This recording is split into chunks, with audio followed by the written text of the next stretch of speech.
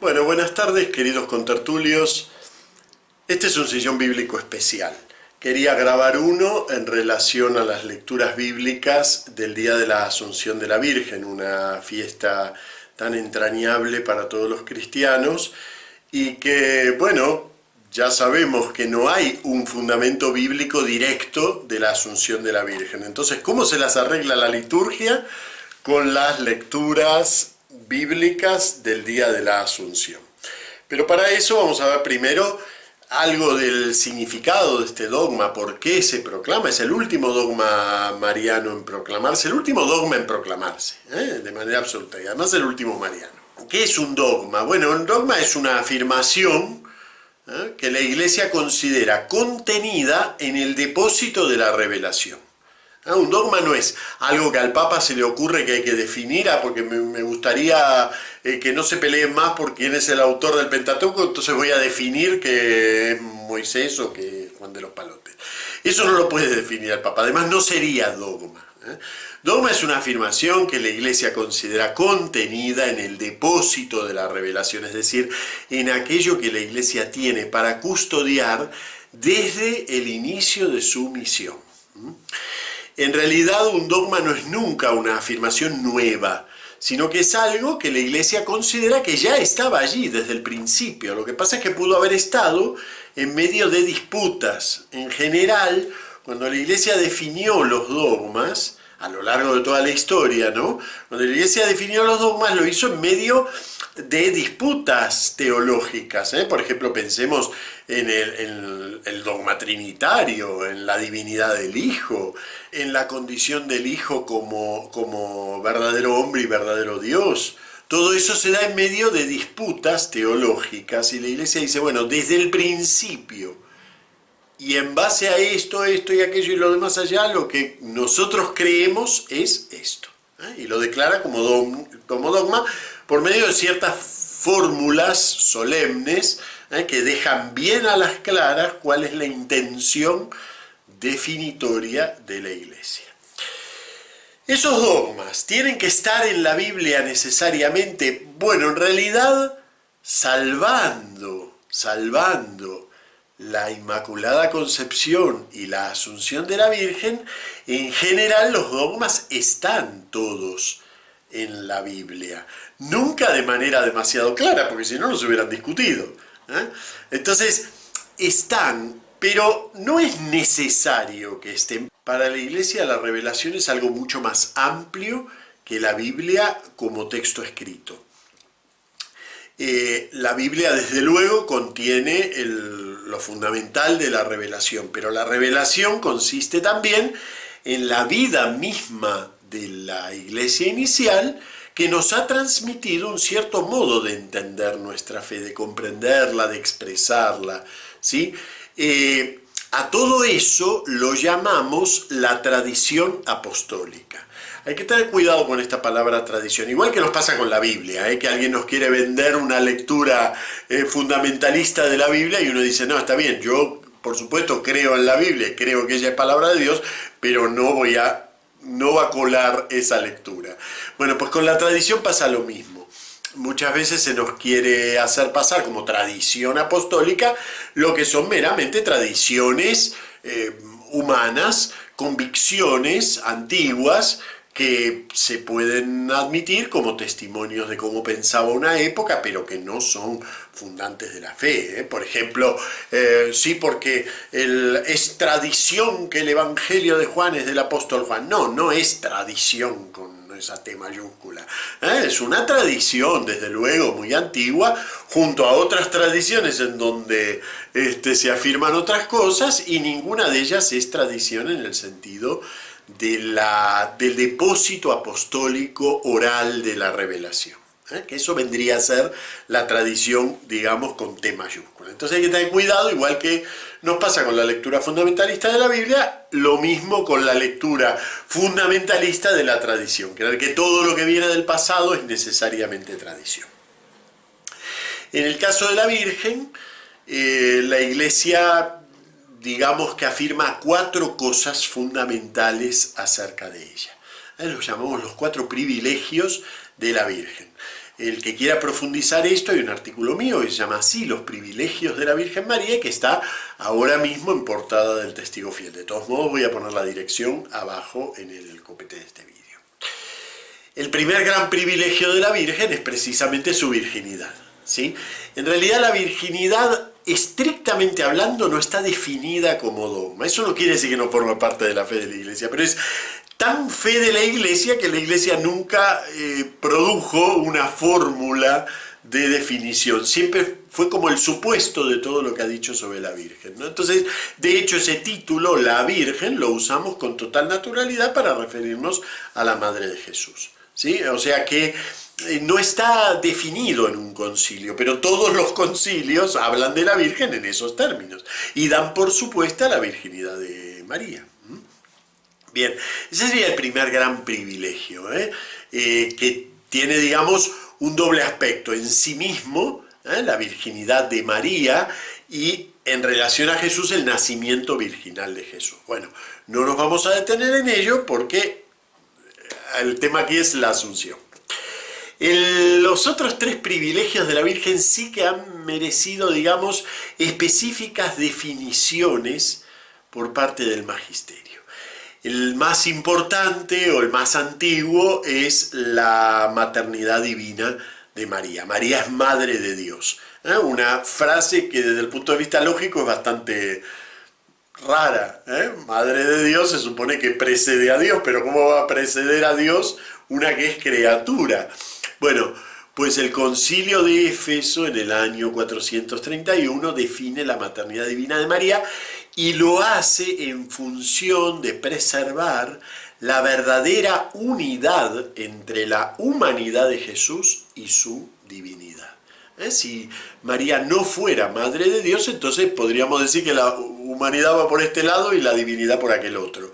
No, precisamente uno de los grandes misterios de la encarnación es que el Dios que crea el tiempo se haya sometido a ese tiempo, ¿no? En la persona del Hijo. Bueno, expresión de ese sometimiento de Dios al tiempo es que Dios tiene una madre humana. El tercer privilegio, digamos, segundo gran dogma mariano, ya hay que llegar a la modernidad. Es el dogma de la Inmaculada Concepción de María. Es decir, del hecho de que ella nace sin pecado original. Inmaculada Concepción de María. Lo define Pío IX en 1854, precisamente el 8 de diciembre. Nuestra fiesta de la Inmaculada se define el dogma de la Inmaculada. Nuevamente, es una verdad sobre la Virgen que es creída por la Iglesia desde la antigüedad, aunque en medio de muchas disputas a lo largo de la historia, que hicieron además difícil definir el dogma, porque grandes teólogos como Santo Tomás de Aquino no estaban del lado de los que afirmaban la Inmaculada Concepción, ¿no? Bueno, pero finalmente en 1854 el Papa Pío IX proclama la Inmaculada Concepción de la Virgen María como una verdad no nueva, sino una verdad que venía siendo creída desde el origen de la Iglesia. Y el último privilegio, hace en realidad poco, hace ya 70 años, ¿verdad? Pero es poco, ¿no? En la historia de la Iglesia, es precisamente el reconocimiento de la Asunción de María a los cielos. Es precioso el documento de Pío XII en el que proclama este dogma, la Constitución Apostólica Munificentissimus Deus. La pueden buscar, voy a dejar también la dirección aquí abajo, la pueden buscar en la biblioteca. Es realmente un hermoso paseo a lo largo de la historia acerca de cómo ha sido creído esto a lo largo de toda la historia de la fe, aunque nunca se haya proclamado. Y esta es una curiosidad de este dogma. No se proclama en medio de disputas como puede pasar con la Inmaculada Concepción, o como puede pasar con la infalibilidad papal, o como puede pasar con la divinidad de Jesús. No se proclama en medio de disputas, sino que en un momento en el que más bien el mundo está atravesando un periodo de incertidumbre y de gran depresión, ¿no? Porque acaba 5 años antes, terminaba la Segunda Guerra Mundial, ¿no? Con una Europa que todavía no había empezado firmemente su reconstrucción, el Papa proclama un dogma que tiene mucho que ver con una mirada de sentido, de significado sobre la humanidad. En una humanidad que se sentía realmente para la muerte, realmente destinada exclusivamente a la destrucción, y así había vivido Europa sus últimos años. Sin embargo, el Papa proclama un dogma que afecta directamente al sentido del hombre en este mundo. Entonces no lo hace en medio de disputas, lo hace, yo diría, como una coronación, y además él usa ese término, ¿no? Es como una coronación de todo un trayecto en el cual se ha afirmado sobre el hombre algo muy valioso y muy positivo. El ser humano, su vida aquí en este mundo no es una nada, no tiende a la nada, al contrario, tiende a la exaltación, a la plenitud, a la vida. Y no podía ser menos que la que había llevado a Jesús en su vientre en este mundo, alcanzara primero esa condición que en realidad es aquella a la que todos estamos llamados. Y eso es algo muy importante de este dogma. Este dogma no es un privilegio de la Virgen como si dijéramos, bueno, es algo que la aleja de nosotros. No, es un privilegio temporal de la Virgen, porque en realidad aquello a lo que ella llega es aquello a lo que todos estamos llamados, que es la resurrección, la vida, la resurrección corporal, como lo afirma nuestro credo, la vida eterna, no como almitas perdidas en un nirvana, sino realmente como lo que ya hemos empezado a hacer, como personas cada una distinta delante de Dios. Entonces la Virgen, ¿qué hace? Alcanza esa condición antes que los demás. Y ese es su privilegio, es un privilegio, podríamos decir así, temporal. Es muy importante separar en el dogma de la Asunción aquello que es la afirmación dogmática en sí misma, es decir, la Virgen, acabada su vida en este mundo, fue asunta al cielo en cuerpo y alma, es decir, comparte ya el resultado de la resurrección de Jesús como anticipo de ese resultado aplicado a cada uno de los creyentes y a cada uno de aquellos que van a ser salvados. Eso es el dogma. Y otra cosa son todas las imágenes que nosotros nos hacemos en relación a ese momento. Por ejemplo, muy tradicional en la pintura mostrarnos a la Virgen dormida, digamos, y los apóstoles alrededor, o en el misterio de Elche, precioso, ¿no? La celebración de la Asunción en un misterio medieval que se celebra aquí en la Comunidad Valenciana desde precisamente el medioevo, y en donde también los apóstoles, una obra teatral, ¿no? Entonces los apóstoles rodean a la Virgen y la Virgen es llevada a los cielos en medio de los ángeles.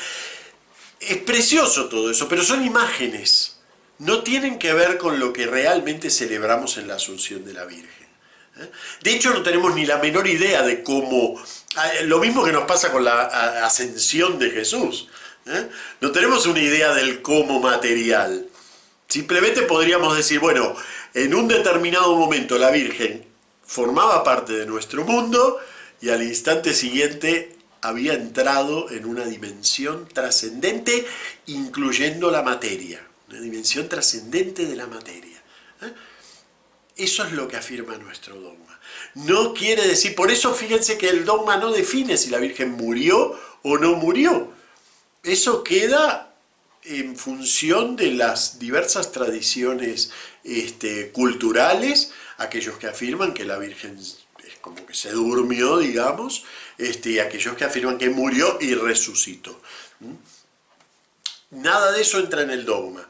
No entra la imagen de la Asunción, sino el hecho de que ella, no desde su propio poder, no desde sí misma, no por ser una superhéroe, sino por ser la representante de la humanidad redimida en su Hijo, entonces entra corporalmente en la salvación. Eso es lo que afirmamos. Muy bien, vamos a las lecturas bíblicas. Lecturas bíblicas forman dos series y son muy bonitas. Yo, bueno, así meditando un poquito para este sillón bíblico, trataba de ver, a ver cómo podíamos esquematizar estas lecturas, ¿no? Forman dos series. Una es las lecturas de la víspera, de la misa de la víspera, y otra es las lecturas de la misa del día. Y si nos fijamos, las lecturas de la misa de la víspera, podríamos decir que tienen un sabor de antigua alianza. Giran en torno a la idea del arca de la alianza. De hecho, la primera es el traslado del arca desde fuera de Jerusalén a Jerusalén, por obra de David, y ya los padres vieron en eso un símbolo de cómo entraba digamos, la gloria del resucitado a Jerusalén. Y eso es el traslado del arca. Por eso, a partir de símbolos poéticos como llamar a la Virgen Arca de la Alianza, podemos entender esta lectura como, no quiere decir que habla de la Asunción. Ninguna lectura bíblica habla de la Asunción. Pero podemos poéticamente, simbólicamente, entender que es ese traslado del arca, la Virgen fue arca, que contuvo al Señor, entonces ese traslado del arca a la patria celestial, a la Jerusalén del cielo. ¿Por obra de quién? Del verdadero David, del hijo de David. Bueno, muy bien. Ese sería el tono de las lecturas de la víspera. Tienen que ver con eso que llamaría el tono de Antiguo Testamento del dogma de la Asunción, ¿no? El clima de Antiguo Testamento del dogma de la Asunción. Las del día expresan más la novedad que esa Asunción representa para el conjunto de los creyentes, para el conjunto de la Iglesia, ¿sí? La primera es esa imagen bellísima de Apocalipsis 12, de la mujer vestida de sol. Aquí hay que hacer una aclaración muy importante. Esa imagen apocalíptica no tiene en su origen ningún sentido mariano. Esa imagen es una imagen eclesial, habla de la Iglesia. La madre que da a luz y es escondida en el desierto, y coronada por 12 estrellas, etcétera, etcétera, para el Apocaleta. Y en el contexto del Apocalipsis se refiere a la Iglesia. Por apropiación simbólica, así como los textos que hablan sobre el arca los apropiamos simbólicamente a la Virgen, así también los textos donde la Iglesia aparece representada en figuras femeninas, que no es este único, los podemos asimilar, apropiar a la Virgen. ¿Qué ha pasado? Que lo leemos tanto este texto en relación a la Virgen que nos olvidamos que no es un texto originalmente mariano. Entonces, de alguna manera es una apropiación simbólica y poética que hacemos de algo que tiene que ver con la Iglesia. Precisamente ese texto lo que plantea es que en el medio de su condición perseguida, de su condición humilde, de su condición terrestre, es exaltada y ya es manifestada con gloria, que es precisamente como la Virgen. Por eso vamos a leer en el Evangelio el fragmento del Magnificat. Realmente el Magnificat es la expresión de cómo en medio de esa humildad Dios glorifica y lleva a plenitud. La segunda lectura es fundamental para entender el sentido del dogma de la Asunción. Primero Cristo como primicia, después todos los que son de Cristo. A veces, sobre todo en nuestros ritos funerarios, nos olvidamos que el acento no está puesto en el descanso, el acento está puesto en la glorificación, en el hecho de volver al Señor. Lo que pasa es que, por supuesto, de cualquiera de nosotros no sabemos quién va a glorificar al Señor eternamente. Dependemos de un juicio, a diferencia de la Virgen, que podemos ya celebrar su exaltación. ¿sí? Entonces quizá por eso nuestros ritos funerarios se volvieron como algo que está desgajado del centro de nuestra fe. Que el centro de nuestra fe es primero Cristo y después los que son de Cristo. Nunca Cristo solo, nunca la cabeza sola, nunca la cabeza sin el cuerpo. Y lo que se dice de la cabeza, en último término, se dice también del cuerpo. Y eso es un poco el resumen de lo que es la fiesta de hoy. Lo que se dice de la cabeza, se dice también del cuerpo, y en la Virgen lo tenemos anticipado. Bueno, muy bien, y con esto espero haber contribuido un poquitito a la celebración del 15 de agosto, tan entrañable y tan antigua también, a pesar de que sea el último dogma en proclamarse. Nos vemos ahora nomás, pasado mañana, en el sillón bíblico correspondiente al próximo domingo. Muchas gracias.